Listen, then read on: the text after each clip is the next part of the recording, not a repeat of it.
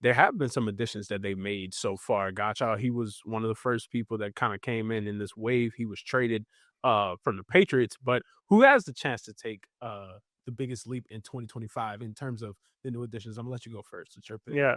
Well, I mean, unless they do something else at corner, I mean, it's got to be Kool-Aid McKinstry and Alontae Taylor, right? I mean, it better be.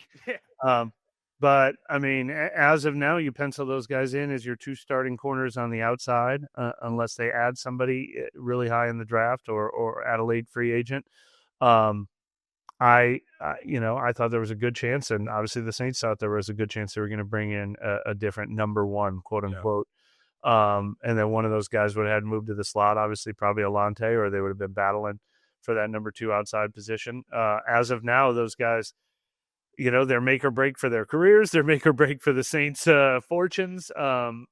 Incredibly important.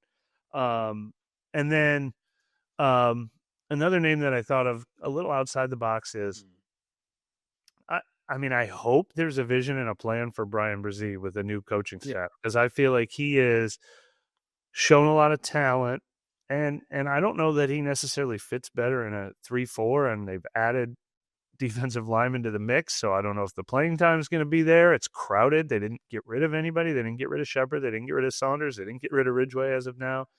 They kept Cam Jordan, who could be interior. But I just hope that a new scheme, a new defensive coordinator, new defensive line coaches just have a real vision for one of the most talented young players on the team, and I'm excited to see how things turn out for him.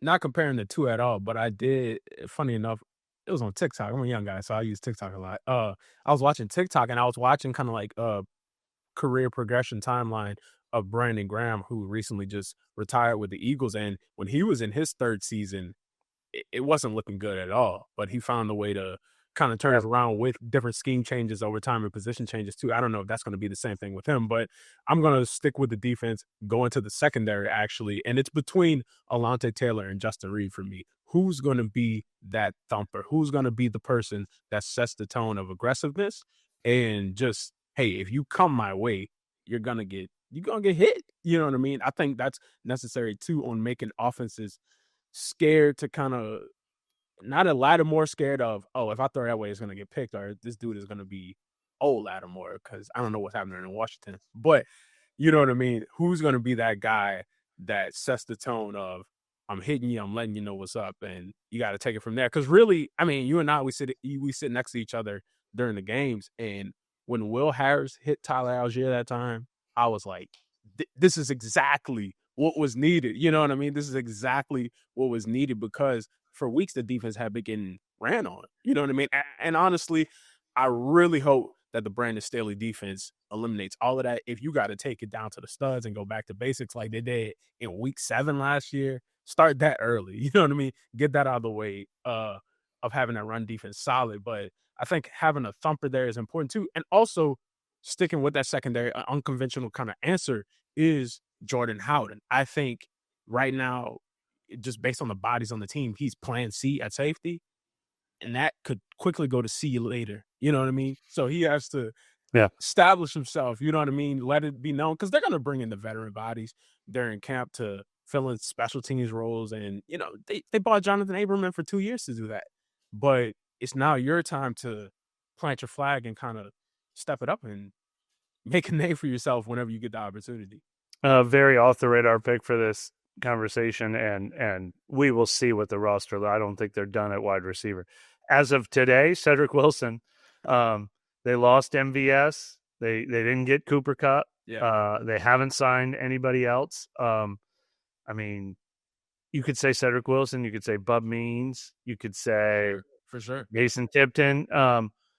There's an opportunity there for now. I think they might add Mason Tipton. He can only go up. The reason I say Cedric Wilson, though, is because he's played his best football under Kellen Moore. He just took a pretty substantial pay cut, basically down to the veteran minimum. Okay.